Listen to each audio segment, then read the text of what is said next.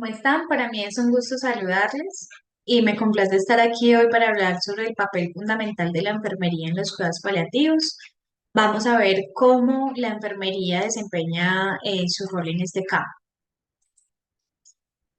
Un poco de lo que vamos a ver son cuidados paliativos y el equipo interdisciplinario, el proceso de atención de enfermería y sus etapas y el rol de la enfermería al final de la vida.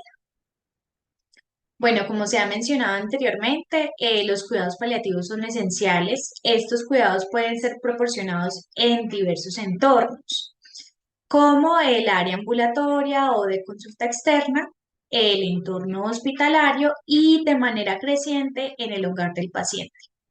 La mayoría de los pacientes expresan su deseo de permanecer en su hogar o recibir cuidados paliativos en él.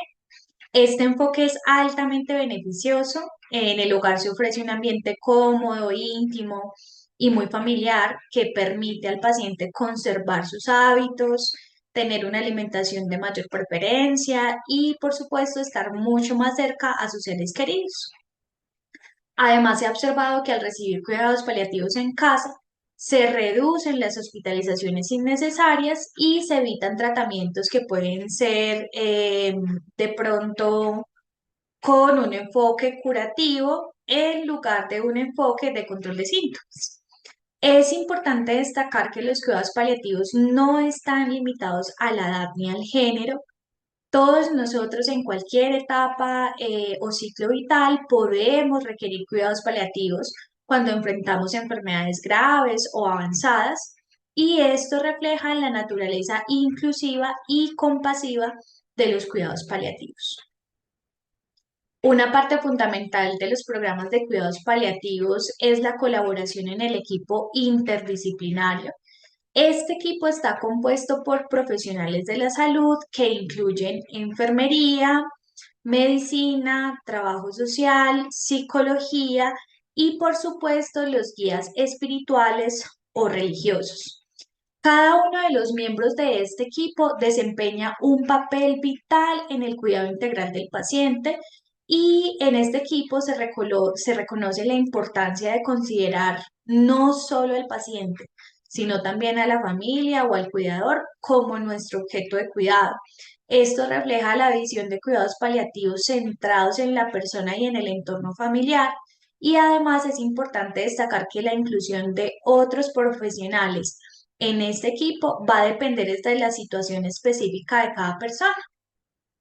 Y esto que nos va a asegurar que ese plan de cuidado sea altamente personalizado y que se adapte a las necesidades individuales de cada paciente y su familia. En el contexto de los cuidados paliativos, el papel del enfermero es fundamental para brindar una atención integral y compasiva a los pacientes y a las familias. Entre las numerosas funciones que desempeñamos, entonces vamos a encontrar el acompañamiento en las crisis. Nosotros nos preparamos para ayudar a prevenir y manejar los momentos de crisis que puedan surgir durante el proceso de enfermedad. El apoyo y compañía, lo que nos permite comprender la actitud del paciente ante la enfermedad y sus necesidades emocionales. El cuidado del cuidador principal, acá es muy importante detectar signos de agotamiento y brindar orientación y apoyo para que esta persona tenga también bienestar. La educación, educar es una parte crucial de nuestro rol. Esto incluye el autocuidado, el alivio de síntomas y, por supuesto, también el apoyo emocional. Y la promoción de cuidados paliativos, nosotros trabajamos para aumentar esta concientización y el acceso a los cuidados paliativos en Colombia.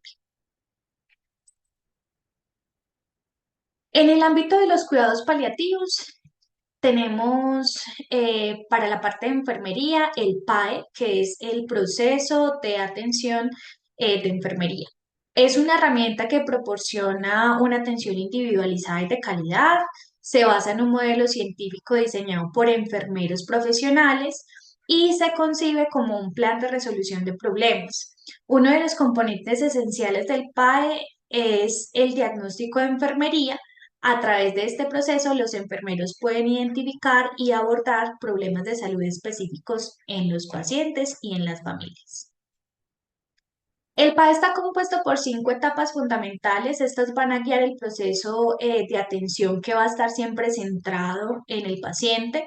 Tenemos como primera etapa la valoración, como segunda el diagnóstico enfermero, que es diferente a los diagnósticos médicos, ya lo vamos a ver.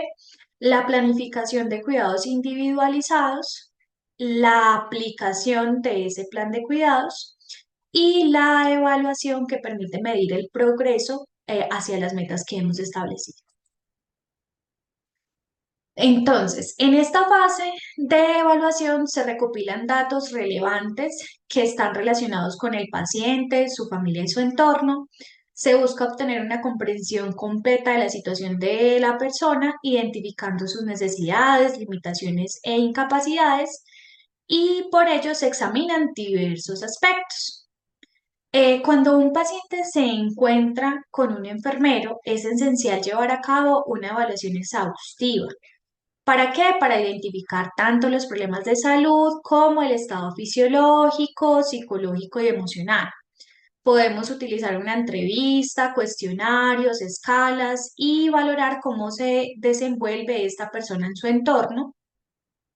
También una parte de la valoración es la revisión del familiograma, identificar qué posición ocupa la persona en la familia, quién es el cuidador principal, revisar la parte de los diagnósticos médicos y los antecedentes personales, qué medicamentos toma, en qué horarios y demás, qué sabe la persona de su enfermedad y si quiere saber más, también es importante conocerlo y cómo se encuentran los signos vitales de la persona.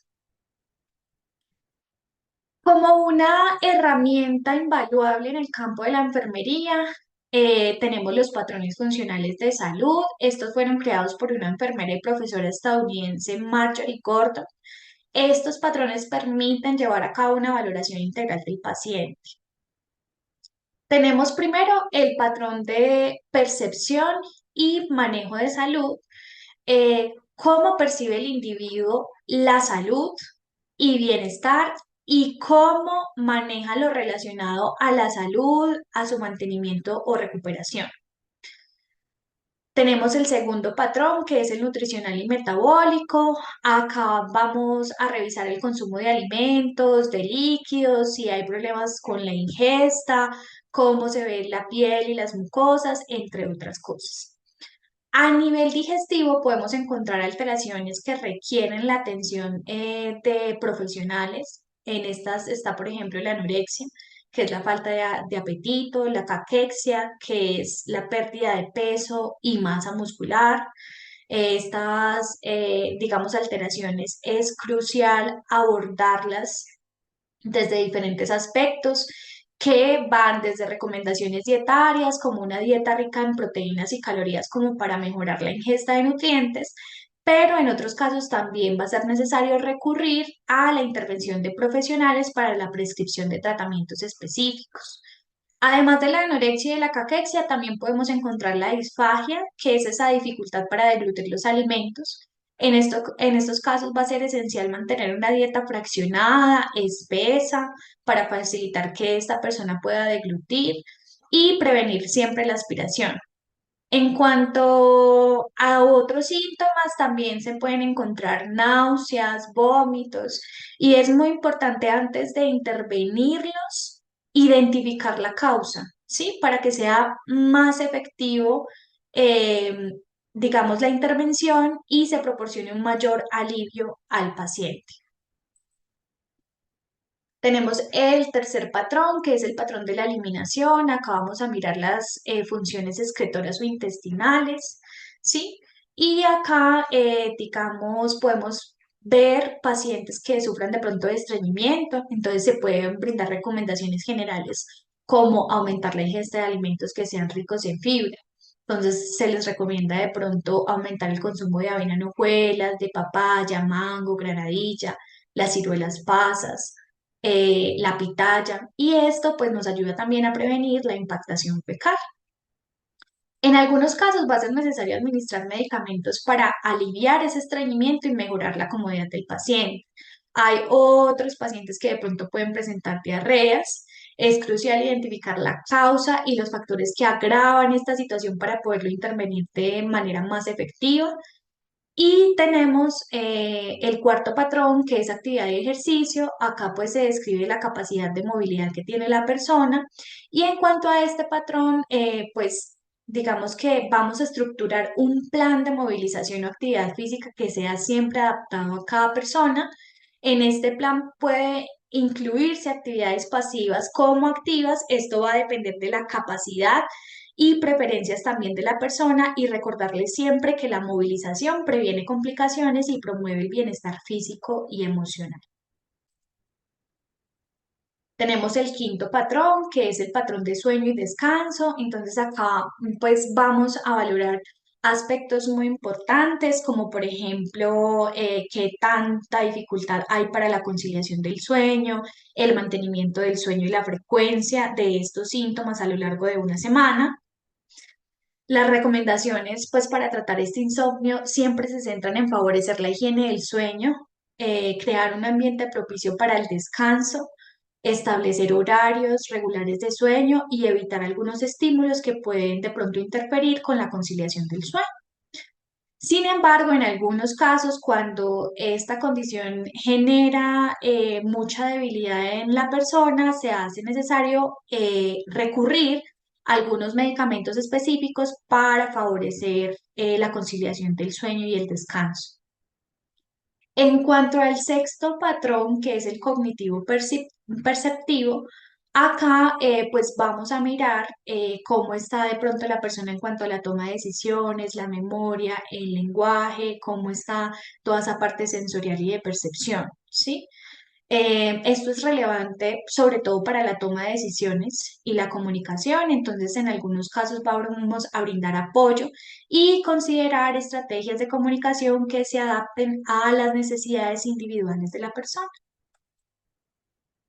Tenemos el patrón de autopercepción, autoconcepto. Este pues describe el autoconcepto que tiene la persona sobre sí mismo, cuál es mi imagen corporal, la identidad y el sentido general de valía que yo tengo. Vamos a valorar cómo está su postura, sus movimientos, de pronto el tono de su voz. Y tenemos el patrón número 8, que es el rol y las relaciones. Entonces acá identificamos cómo está la satisfacción en cuanto a su rol en la familia, en el trabajo, qué relaciones sociales son importantes para la persona.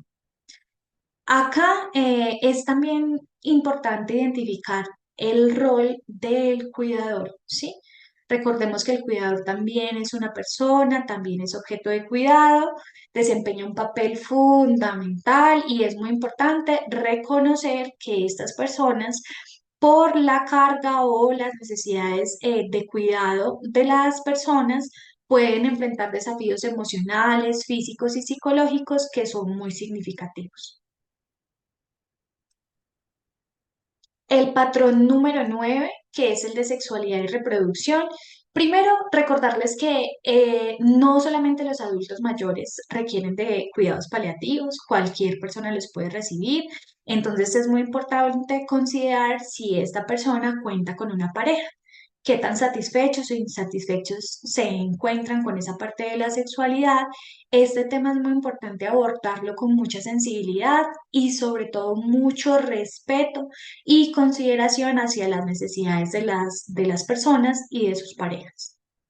El patrón número 10 es la adaptación y la tolerancia al estrés, ¿cierto? Cómo esa persona se adapta a esa enfermedad por la que está pasando.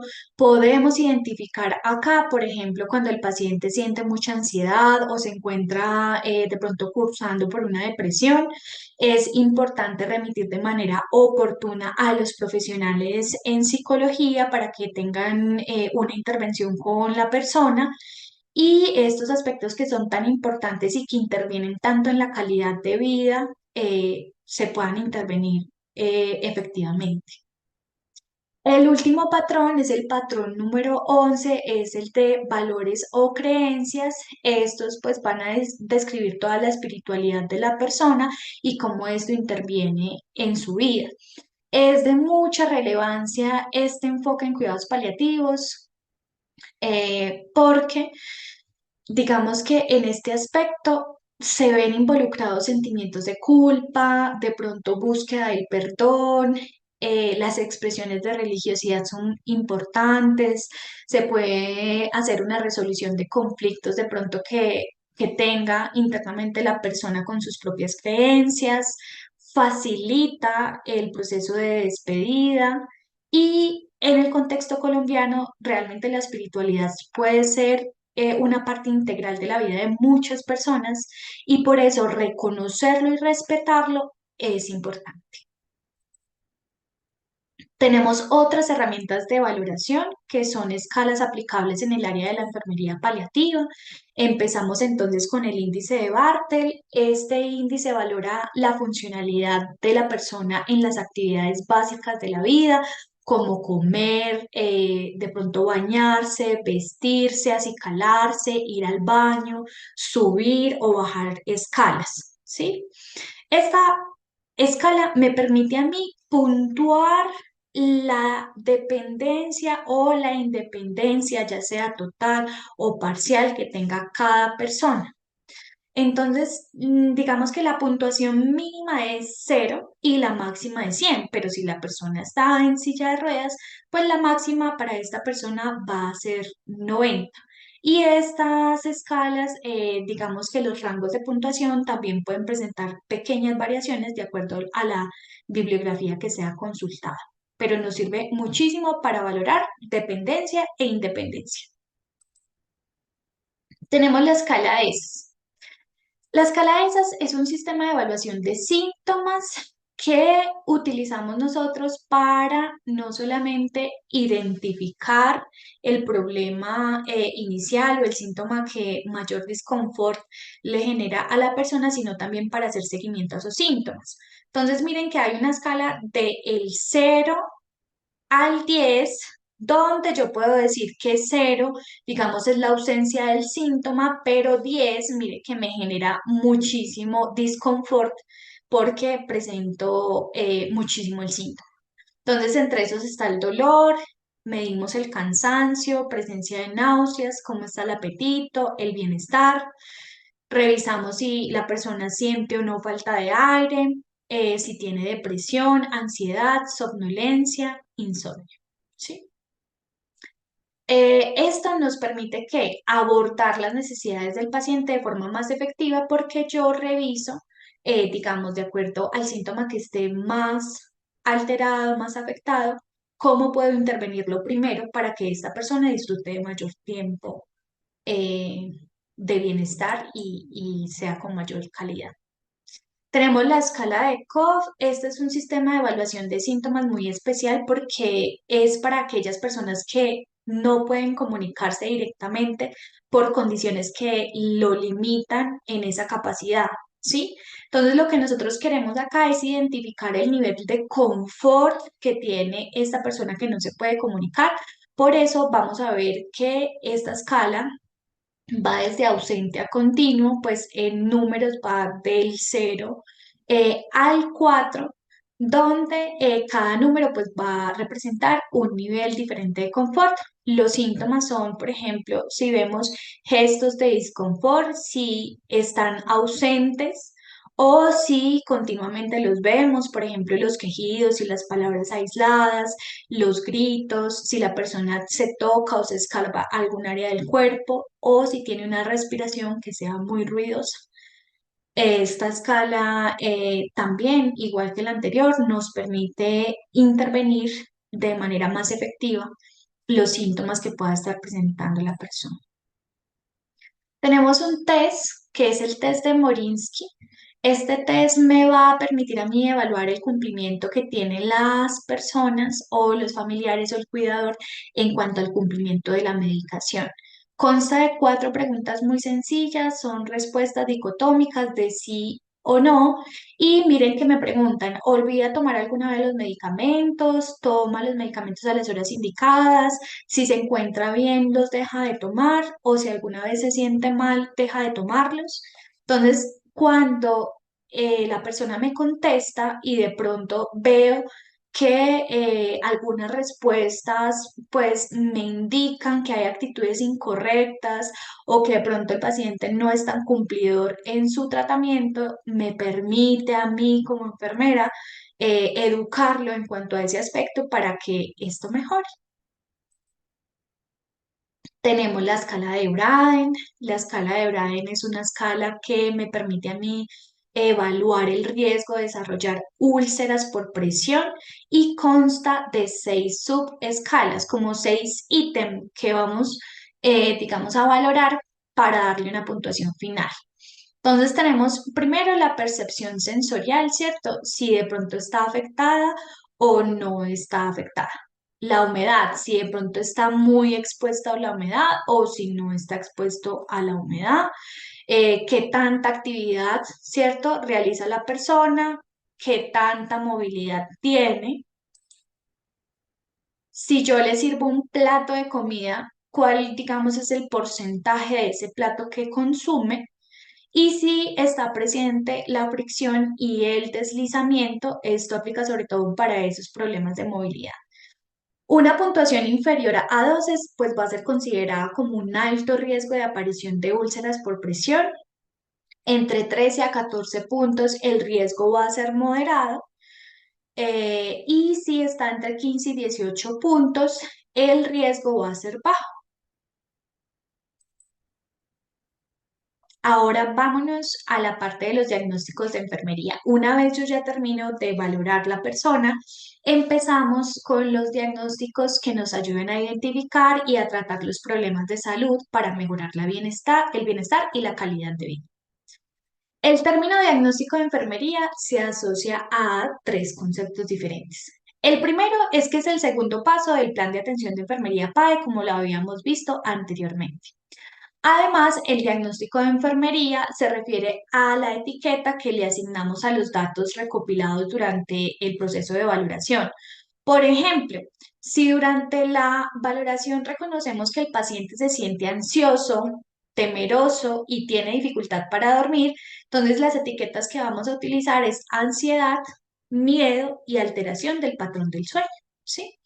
Por último, el diagnóstico de enfermería se refiere a uno de los muchos diagnósticos del sistema de clasificación establecido y aprobado, que es la Asociación Norteamericana de Diagnósticos de Enfermería, por sus siglas en inglés, NANDA.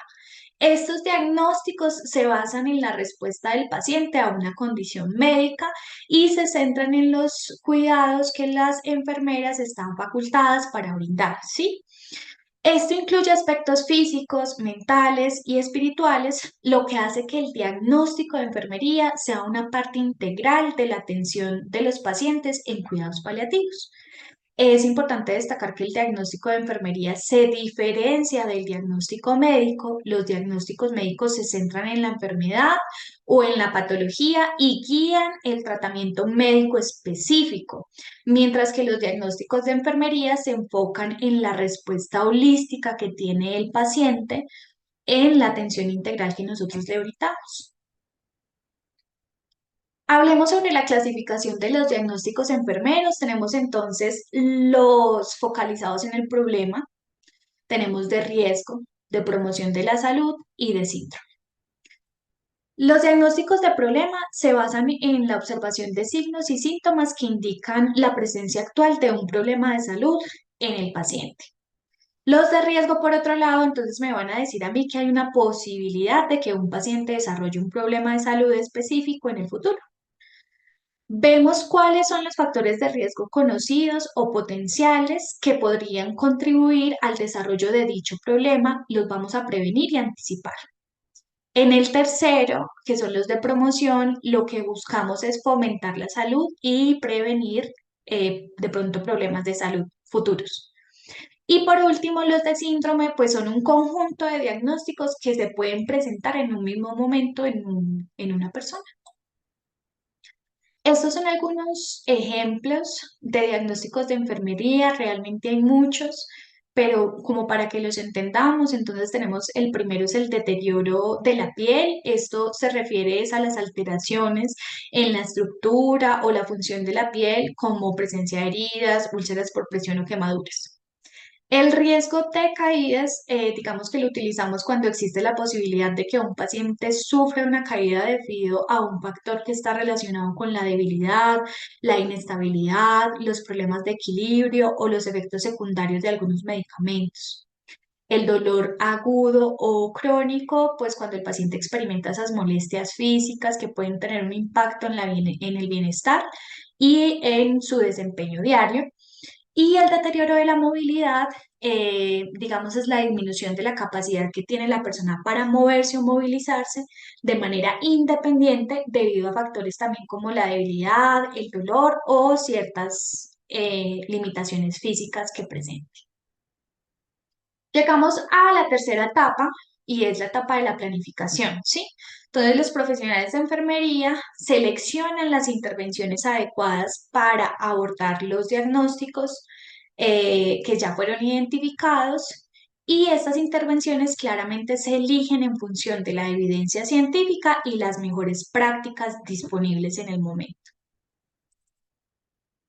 Tenemos dos términos que son importantes, el NIC y el NOC. Entonces, en este cuadrito, pues vamos a ver todo lo que corresponde al NIC y lo que corresponde al NOC.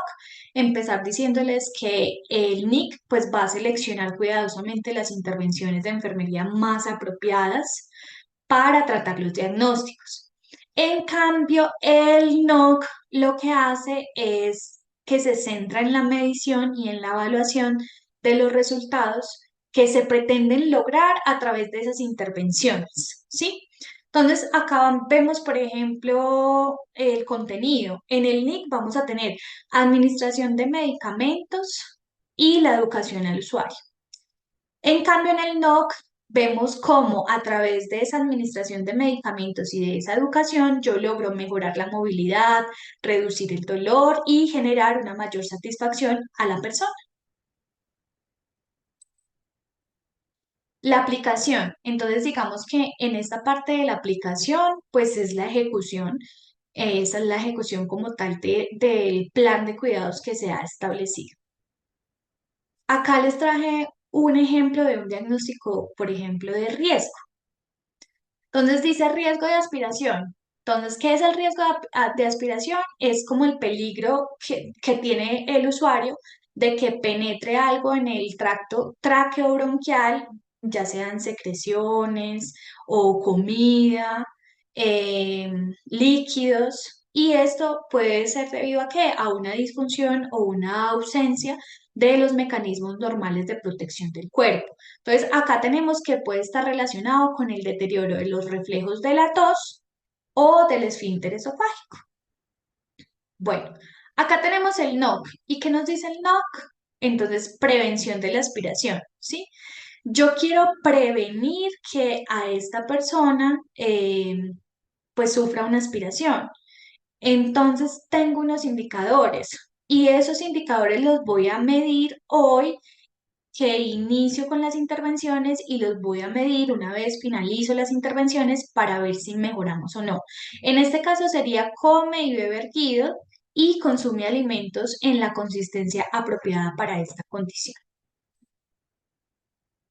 Este es el NIC. Entonces, estas son las intervenciones que van enfocadas a la individualidad y particularidad del paciente.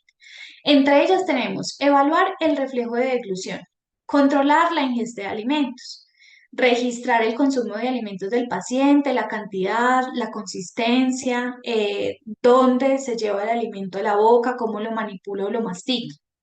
Revisar la retención de alimentos a los lados de la boca es importante en este factor de riesgo. Fomentar los periodos de descanso adecuado entre las comidas, asegurar que la dentadura esté bien fija, ¿sí? Acá recordarles que como estas intervenciones están enfocadas en la individualidad de las personas, digamos que no son aplicables todas, por ejemplo, a todo el tipo de población. En lactantes, pues no aplicarían muchas.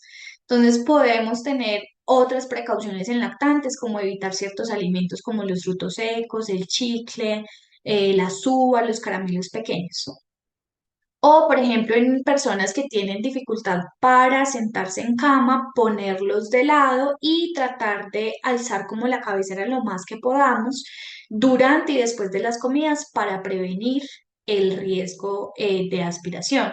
O, por ejemplo, puede que la necesidad específica de esta familia sea conocer qué tiene que hacer en caso de que ocurra una aspiración, o sea, que todos los miembros de la familia estén capacitados y sepan cómo actuar en ese momento. Entonces, esto es lo que realmente hacemos nosotros, generar estos planes de acuerdo a las necesidades, ya sea del paciente, de las familias o los cuidadores. Por último, el rol de la enfermería al final de la vida. Bueno, nosotros desde la parte de enfermería tratamos de brindar siempre unos cuidados muy compasivos, ir un poco más allá de la gestión de los síntomas. Sabemos que la vida abarca el nacimiento y la muerte y obviamente este acontecimiento es inevitable, es universal y algunos de los cuidados que podemos tener es ofrecer un cuidado enfocado en la comodidad, garantizando siempre la higiene y el confort, retirar la monitorización continua. Digamos que en esta etapa se aconseja tomar los signos vitales lo menos posible. Ojalá no hacerlo, esto no va a cambiar el pronóstico de la persona. Suspender los suplementos nutricionales. Recordemos que en estos momentos lo que queremos es como tener un mejor control de los síntomas, ¿sí? Aliviar el dolor y velar por un ambiente muy tranquilo. Podemos acompañar con lecturas sagradas, con oraciones, con palabras suaves, acompañar siempre con mucha ternura y con mucho amor. Bueno, los dejo con este mensaje que nos invita a la reflexión. Los enfermeros somos testigos silenciosos de los momentos más íntimos y vulnerables de la vida. Se nos ha dotado con empatía y compasión para ser guías, para acompañar en el sufrimiento y la fragilidad.